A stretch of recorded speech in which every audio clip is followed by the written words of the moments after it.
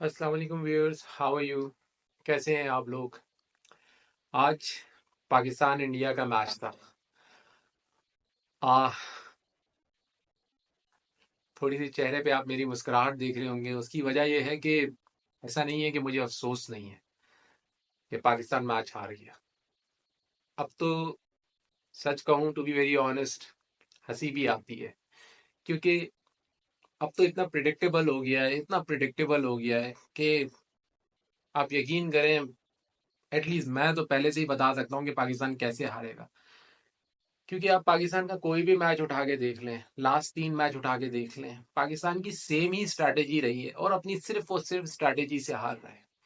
ठीक है, ये एक मसला है कि हमारे पास उस तरह के इम्पैक्ट प्लेयर्स नहीं है। हमारा ये ड्रॉबैक हो गया कि फ़खर जमान बाहर हो गया, साइम अयूब जैसा प्लेयर बाहर हो गया। अगर ये ओपनिंग अटैक होता तो बड़ी डिफरेंट कहानी होती, लेकिन शायद तब भी नहीं होती, क्योंकि उनको भी जो है ना इस स्ट्रैटेजी के तहत ही खेलना पड़ता, जो स्ट्रैटेजी पाकिस्तान को पिछले 4 साल से बर्बाद कर रही है। ये मतलब आप देखिए, सबसे पहले हम देखते हैं मैच में हुआ क्या। पाकिस्तान ने टॉस जीता, पहले बैटिंग की। अब इस पे आप बहस कर लेंगे करनी चाहिए थी या नहीं चाहिए थी। बिल्कुल करनी चाहिए थी, डिसीजन उनका सही था, क्योंकि पाकिस्तान बैटिंग पहले करे या बाद में करे, कोई फर्क ही नहीं पड़ता। कोई फर्क लिटरली नहीं पड़ता।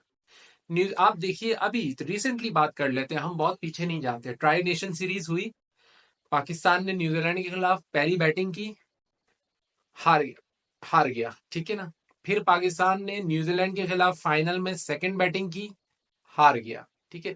दोनों मैचेस में एक चीज कॉमन थी कि न्यूजीलैंड ने आपको वन साइडेड मारा, ठीक है।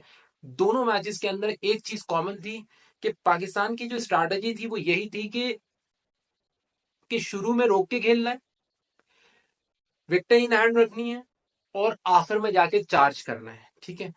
और उसी की वजह से जो है वो, चूंकि ये लोग माशाल्लाह से, जब इनको कह दिया जाता है रोकना है तो ये समझ लेते हैं कि बस कोई हमें जो है ना ये खुदा का वरदान या कुछ गिफ्ट मिल गया है कि मतलब रोकना है तो इसका मतलब है रोकते ही चले जाना है। और जो बैट्समैन आता है वो समझता है कि, शायद ऐसा लगता है मुझे, मैं उनकी हरकतें देखकर जो है ना पिच पे जो वो कर रहे होते हैं, ऐसा लग रहा होता है कि क्योंकि कि कौन कितनी ज्यादा बॉलें रोकेगा। ऐसा लगता है जैसे कि उनको इस बात का रिवॉर्ड दिया जाना होता है कि कौन कितनी ज्यादा बॉलें रोकेगा। जैसे आपको पता है 70s और 80s में जब क्रिकेट हुआ करती थी ना, तो उस वक्त अगर कोई तेज खेलता था ना तो उसको बहुत डांट पड़ती थी, बहुत ज्यादा डांट पड़ती थी। आप यकीन नहीं करेंगे कि 1988 में जब सईद अनवर नए नए आए थे, तो सईद अनवर एक बहुत अलग प्लेयर थे। तो जब उन्होंने पाकिस्तान की तरफ से खेला तो उन्होंने, वो वो इम्पैक्टफुल प्लेयर थे, वो अपने वक्त से बहुत आगे के प्लेयर थे। उस जमाने में क्रिकेट जो है ना वो ऐसे टुक टुक टुक करके और फिर आराम से सिंगल लेके जो है ना वो क्रिकेट हुआ करती थी, और ग्राउंड शॉट्स खेले जाते थे। पूरा मैच गुजर जाता था, पूरा टेस्ट मैच गुजर जाता था, मुश्किल से एक छक्का लगता था। 50 ओवर के मैच में मुश्किल से एक छक्का लगता था, लेकिन उस दौर की क्रिकेट वही थी, और उस दौर वो क्रिकेट आसान नहीं थी। उसके बहुत सारे फैक्टर्स है, उस दौर के बॉलर ही अलग थे, विकेटें इतनी सपोर्टिव नहीं होती थी। जहां बैट्समैन को थोड़ी बहुत सपोर्ट करती थी, वहां बॉलर को भी सपोर्ट करती थी। और उस वक्त के जो बॉलर्स हैं उनका स्किल लेवल ही अलग है। वो तो आज के बैट्समैन तो उनको आप समझ लें, उनके लिए नाइटमेयर नाइटमेयर साबित होंगे। आज की आप टॉप से टॉप बैट्समैन का नाम ले लें, किसी का भी नाम ले लें आप, और उसको खड़ा कर दें आप मेलकम मार्शल के आगे, जिसको काली आंधी कहते थे, मैं आपको बता नहीं सकता। वो बैट्समैन उसको ना फेस, अगली दफा फेस करने से डरेगा, वो मेलकम के सामने आएगा ही नहीं। मेलकम मार्शल उन्होंने खेला नहीं है। और भी इस तरह कई बॉलर्स मैं आपको बता सकता हूं, लेकिन बात ये नहीं हो रही। मैं सईद अनवर की बात कर रहा था। सईद अनवर जो है वो, उन्होंने थोड़ा सा तेज खेला ओपन, इमरान खान ने उनको ओपन भेजा, उन्होंने थोड़ा सा तेज खेला और आउट हो गए। तो इमरान खान ने उनको बहुत डांटा, मतलब सिर्फ डांटा ही नहीं, अगले मैचेस में खिलाया भी नहीं उनको। और उनको डांट इस बात पे पड़ी, इमरान खान से भी और मैनेजर से भी, इंतखाब आलम से, कि तुमको खेलना नहीं आता, ये किस किस्म की जाहिलाना क्रिकेट खेल कर आए हो तुम। उनका आर्ग्यूमेंट गलत नहीं था। बात यह है कि उस दौर में उस तरह की क्रिकेट होती ही नहीं थी, तो वो एक्सेप्टेबल नहीं थी।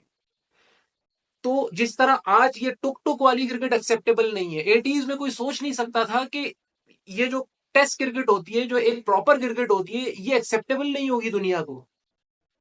इतना क्रिकेट चेंज हो जाएगा।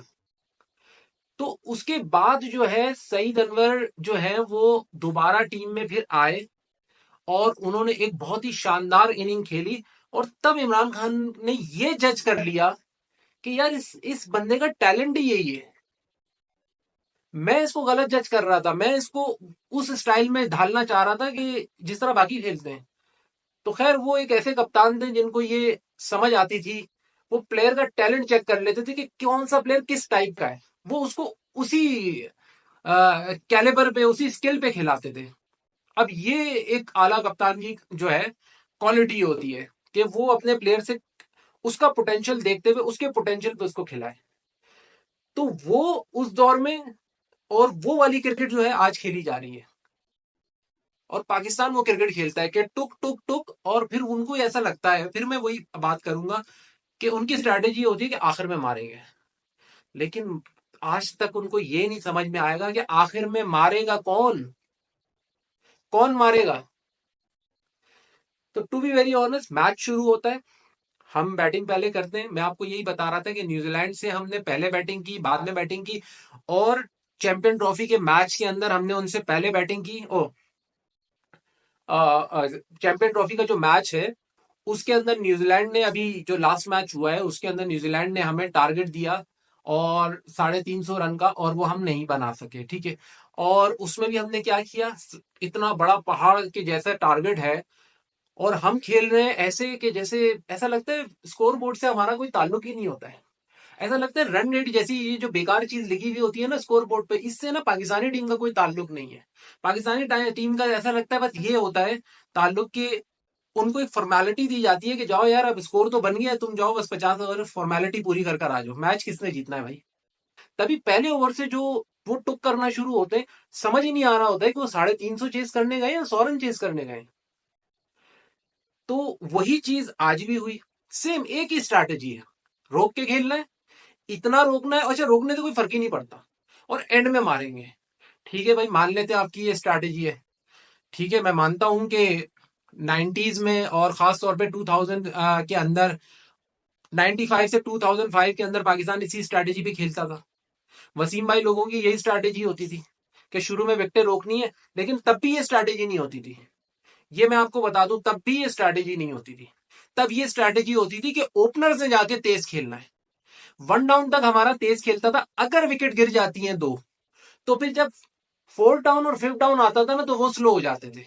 और फिर वो अगर डॉट्स बॉल भी खेल रहे हैं तो फर्क नहीं पड़ता था। फिर पाकिस्तान की क्लियर स्ट्रैटेजी होती थी कि 35वें ओवर तक विकेटें बचानी है और आराम आराम से खेलना है, और 35 ओवर के बाद फिर हमने मारना है। लेकिन उस वक्त मारने वाले प्लेयर भी तो थे, उनको ये पता था पीछे वसीम अकरम है, उनको ये पता था पीछे जो है अब्दुल रजाक है, उनको ये पता था पीछे शाहिद आफरीदी है, उनको ये पता था पीछे मोइन खान जैसा प्लेयर है।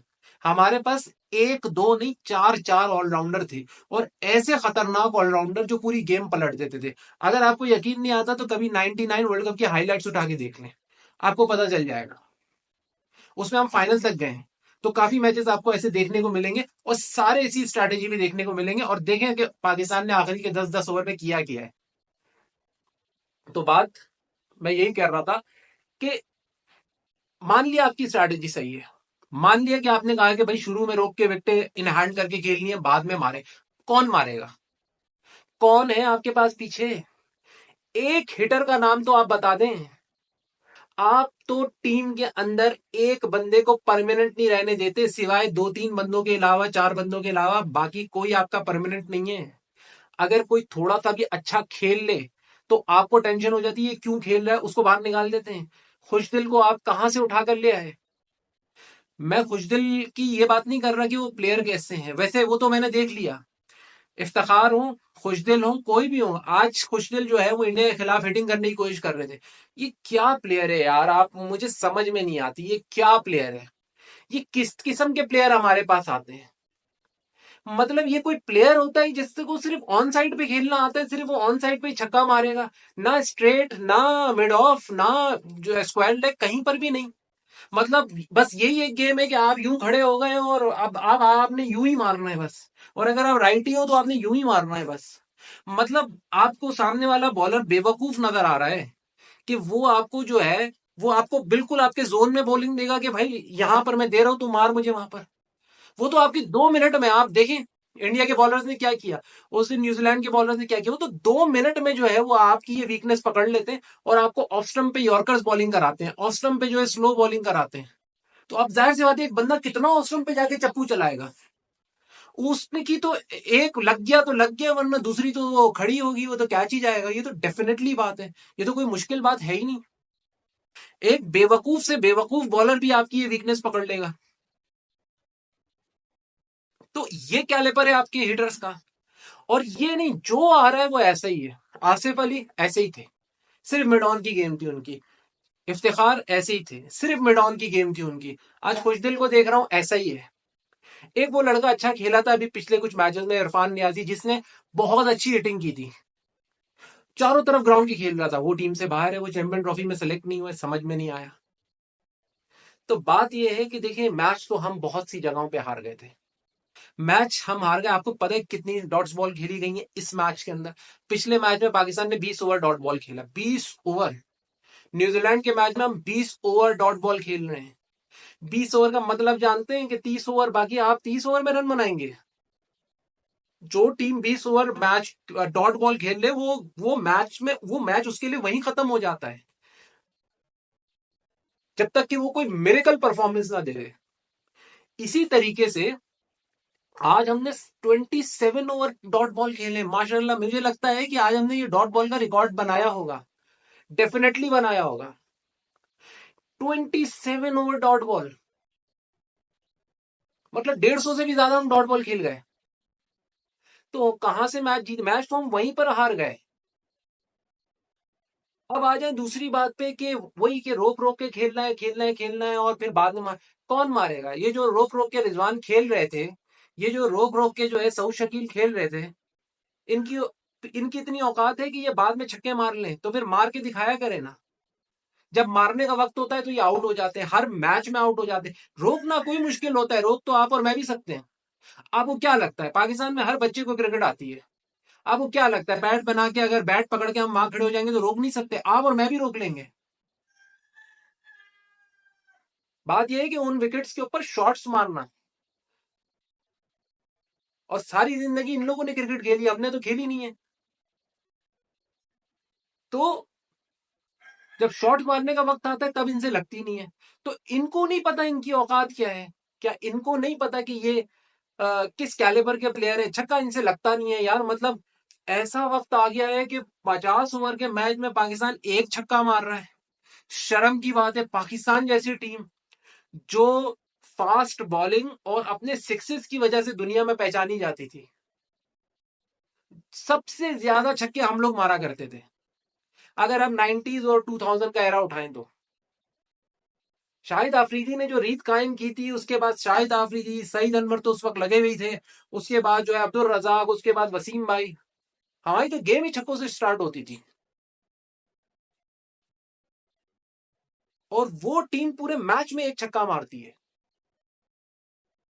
तो बात यह है कि अजीब बात है कि मतलब जब औकात नहीं है भाई, जब अपना कैलिबर पता है, तो ये भी तो बताओ कि ये जो तुम इतनी बॉलें पीते हो, इसको पूरा कौन करेगा?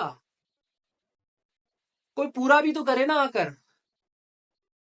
तो सीधा सीधा तुम लोगों का काम होता है कि हमने बॉलें पी पी के 35वें ओवर तक पहुंचाना है, उसके बाद शॉट मारेंगे, खड़ी हो जाएगी, आउट हो जाएंगे, चले जाएंगे, और ये हमारा एक्सक्यूज है कि चलो हमने 35-40 रन बना लिए, पीछे वाले आके मारेंगे। ना तुमसे लगता है ना तुम्हारे पीछे वाले कोई ऐसे प्लेयर है? पीछे कौन है? आप क्या एक्सपेक्ट करते हो कि नसीम शाह आके मारेगा, शाहिद आफरीदी मारेगा? वो तो बॉलर्स हैं, उनसे लग गया तो लग गया।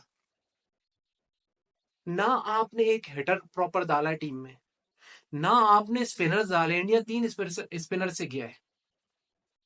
सब कॉन्टिनेंट में टूर्नामेंट हो रहा है, हमारे पास एक स्पिनर है। अच्छा, उसके अलावा जो है ओपनर आपके फारे हो गए, तो आपके पास ओपनर भी नहीं था। आपको बाबर को ही दोबारा ओपन करवाना पड़ गया। तो प्रॉब्लम प्लेयर्स का तो है ही कि टू बी ऑनेस्ट हमारे पास वैसे प्लेयर्स नहीं हैं। अगर चाहे वो यूब होते, फखर होते, तीसरे नंबर पे बाबर होते, लेकिन मैं फिर यही कह रहा हूँ कि अगर आप छोड़े इनको, ये जो इंडिया की पूरी टीम है ना, ये पूरी की पूरी टीम मैं कहता हूँ उधर से कॉपी पेस्ट करके पाकिस्तान में खिला दें आप, मैं आपको चैलेंज करके कह रहा हूँ वो टीम में हार जाएगी। वो इस वजह से कि जो कोच है ना हमारा, जो जो जो स्ट्रैटेजी बनाता है ना, वो इनको भी कहेगा कि भाई तुमने इस स्ट्रैटेजी से खेलना है, इससे ना इधर होना है ना उधर होना है। अगर रोहित शर्मा कहेंगे ना कि नहीं भाई मैं फियरलेस क्रिकेट खेलता हूं, मैं डोमिनेट करता हूं, मैं बॉलर की ऐसी की तैसी करता हूं, तो हमारी मैनेजमेंट और हमारा जो थिंक टैंक है वो उसको बोलेगा कि नहीं आपने यही क्रिकेट खेलनी है, वरना शायद आप टीम में नहीं रहेंगे। तो फिर रोहित शर्मा भी आपको नजर आ रहे होंगे टुक टुक करते हुए।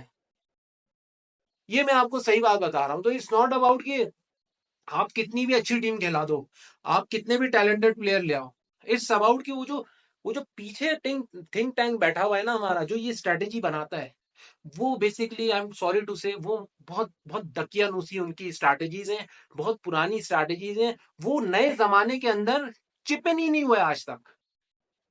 उनको आज तक ये समझ ही नहीं आया कि जमाना बदल गया है भाई, जमाने के साथ जब जमाना बदलता है तो हमें भी बदलना पड़ता है। वो अभी तक वही 90s के अंदर जी रहे हैं, उनकी वही क्रिकेट है। या तो आपके पास ऐसे इंपैक्टफुल प्लेयर्स हों। कल ऑस्ट्रेलिया को देखा है कैसा चेस किया उन्होंने, 4 आउट हो गए थे उनके। कितने रन के ऊपर आउट हुए उनके? 4। अंडर अंडर अंडर 100 के अंदर आउट हुए उनके। 100 या 110 रन पे उनके 4 आउट थे, और उनको चेस करना था 352। आगे टीम इंग्लैंड, छोटी मोटी टीम नहीं थी। 150 के उनके 2 फास्ट बॉलर प्रीमियम, उसके बाद स्पिनर्स, उसके बाद उनकी फील्डिंग इतनी अच्छी। उसके बावजूद पांचवें और छठे ने जब सिंगल सिंगल वो लेना शुरू हुए, तो वो 4 और 5 रन की एवरेज पे खेल रहे थे। उस सिचुएशन में जहां वो इतना पहाड़ जैसा टारगेट चेस कर रहे थे, उनको ये पता था कि कम से कम हमने ओवर में 4 से 5 रन बनाने हैं। हमने सिर्फ एक आध रन शॉर्ट रखना है, ताकि जब बाद में मारने की बारी आए तो हमारे सामने इतना बड़ा डिफरेंस ना आ जाए। हमारे तो ऐसे टुक कर करके 70-80 रन का डिफरेंस ले आते हैं कि उसके बाद आप अगर या तो फिर आप युवराज सिंह की तरह 6 बॉलों पे 6 छक्के मार दो, या फिर मैं क्या कहूं आप, 6 बॉलों पे 6 छक्के लगेंगे तभी जाके 80 रन का डिफरेंस कम होगा। उन्होंने कितनी जबरदस्त चेजिंग की है कि वो 4-5 4-5 4-5, किसी ओवर में 3, फिर 4-5 4-5 करके वो आहिस्ता आहिस्ता स्कोर के करीब जाने लगे। और जहां से उनको लगा कि अब हम स्कोर के करीब आ गए हैं, अब हमारी पकड़ आ गई है, वहां से फिर उन्होंने छक्के मारना शुरू किए और मैच में पूरे तरीके से आए और जीता भी। वन साइडेड कर दिया मैच, वो जो थोड़ी देर पहले वन साइडेड इंग्लैंड ने कर दिया था। ये तरीका होता है भाई। आप क्योंकि आप ग्राउंड में खेल रहे हो, आपको पता है आप टारगेट चेज करने आए हो यार। यहां तो ऐसा लगता है कि आप टारगेट ही चेज नहीं करने आए हो, सिर्फ फॉर्मेलिटी पूरी करने आए हो कि 50 ओवर जल्दी से यार खत्म हो और ये मैच खत्म हो, ताकि हम जाके आराम से उधर सोफे पर लेट जाएं। तो चाहे हम कुछ भी बात कर लें, मैं इंडिया की तो अभी बैटिंग की बात ही नहीं कर रहा। क्या बात करूं, पाकिस्तान ने कोई स्कोर ही नहीं बनाया था, उन्होंने तो खेलनी थी ऐसी क्रिकेट। बाकी उनकी बैटिंग पे हम क्या बात करें, हमें पता है रोहित शर्मा कैसे खेलते हैं। उनका जो भी बैट्समैन आ रहा है, चूंकि उनकी स्ट्रैटेजी इतनी जबरदस्त है, उसको पूरा फ्रीडम होता है। आपको पता है इंडिया वो क्रिकेट खेलता है जो हम 90s और 2000 में खेलते थे। आप उठाएं 95 96 97 98 के शारजा कप, 99 तक के शारजा कप उठाए आप सहारा कप उठाए, आप देखें पाकिस्तान उस वक्त इंडिया के खिलाफ कैसी बैटिंग करता था, दुनिया के खिलाफ कैसी करता था। आप उठाएं 2007 का वर्ल्ड कप और इमरान नजीर की तरह ओपनिंग ओपनिंग बैटिंग देखें। उसने एक ओवर में जो है ना इंडिया का मैच साइड पे लगा दिया था। अगर वो रन आउट नहीं होता तो फाइनल हम जीतते। वो मिसबा की बैटिंग तक जाता भी नहीं फाइनल। आप वो मैच उठाएं। वो तो बाद के अंदर हम लोग इतनी बुरी पोजीशन में आ गए कि फिर मिसबा ने छक्के मार मार के विनिंग पोजीशन में हमें खड़ा कर दिया, और वो एक मिस्टेक हुई जिसकी वजह से हम फाइनल हार गए। वरना इमरान नजीर ने दूसरे ओवर में श्रीशांत के जो 22 रन मारे ना, उसने मैच साइड पे कर दिया था। इंडिया खत्म हो गया था उस मैच में। मतलब इतना डोमिनेट पाकिस्तान खेलता था कि इंडिया को हम 4 5 6 ओवर में ही साइड पे कर देते थे। ये बैटिंग स्टाइल था हमारा। उस दौर में हम ऐसे खेल रहे थे जब टीमें हमसे मैचअप नहीं कर पा रही थी, और इस दौर में जब सारी दुनिया की टीमें ऐसे खेल रही है तो हम जो है वो 80 की क्रिकेट पे चले गए। तो कहना मैं ये चाह रहा हूं कि मैं इंडिया की बैटिंग में ज्यादा बात नहीं करूंगा, वो इस वजह से कि ब्रिलियंट है। किसकी बात करें हम? विराट कोहली। वो प्रूव करते हैं हर जगह के भाई he is the best, he is the best of the all. जहां सबसे ज्यादा जरूरत है वहां खड़े हो जाते हैं। रोहित शर्मा, मैं कहता हूँ जितने भी यंग क्रिकेटर्स हैं, जितने भी दुनिया के कई हैं, उनको रोहित शर्मा की क्रिकेट से सीखना चाहिए। This is the way to play. Shubman Gill बेहतरीन, उनका कोई भी प्लेयर आता है मेरिट पे खेलता है, बेहतरीन खेलता है, इसलिए मैं उनकी बैटिंग की ज्यादा बात ही नहीं कर रहा। मैं बस यही बात कर रहा हूँ कि हमारा क्या फॉल्ट है। हम 100 मैचेस खेल जाएं, 200 मैचेस खेल जाएं, लिख कर रख लें, अगर ये सेम स्ट्रैटेजी रही, यही 4 साल से यही चल रहा है, 4 साल और यही चलेगा। आई गेस 2 साल बाद वर्ल्ड कप है 2026 में, तो आपको तब भी यही नजर आ रहा होगा। तो अगर कुछ चेंज करना है ना, तो ये जो हमारे जो बीमार किस्म के कोच है ना, जिनकी एक ही स्ट्रैटेजी रहती है, ये चेंज करना है हमें। ऐसे कोच चाहिए जो प्लेयर्स को जाके खेले, बोले कि भाई दलेरी से खेलो। जो कोच जो प्लेयर को बोले कि ओपनर को बोले भाई तुमने खुल के खेलना है, अगर तुम आउट हो गए तो वन डाउन को बोले तुमने भी खुल के खेलना है। अगर तुम्हारे खुल के खेलने पे पाकिस्तान 10 ओवर में 80-90 बना लेता है, 100 बना लेता है, तो मैच में शुरू से ही इन्हें एक दूसरी टीम को हमने तकरीबन 60% 65% साइड पे लगा दिया। कोई बात नहीं, 2 आउट हो गए ना, उसके बाद थर्ड फोर्थ डाउन और फिफ्थ डाउन आके मैच संभाल लेंगे, वो स्लो खेल लेंगे। लेकिन उनका स्लो खेलना भी जो है ना, वो इतना इम्पैक्टफुल होगा, वो इस वजह से कि दूसरी टीम पहले ही कॉर्नर लग चुकी होगी। तो फिर हम 300 की तरफ आराम से चले जाएंगे। अगर हम थोड़े स्लो भी हो जाएंगे तो शुरू में हमने इतना तेज खेला होता है कि हमारे पास बॉलों का मार्जिन होता है, तो हमारे 300 फिर कहीं नहीं जाते। लेकिन इस स्ट्रैटेजी से अगर खेलें, ये नहीं है कि इस स्ट्रैटेजी से कि बस खेल टुक टुक टुक टुक टुक की करते रहे।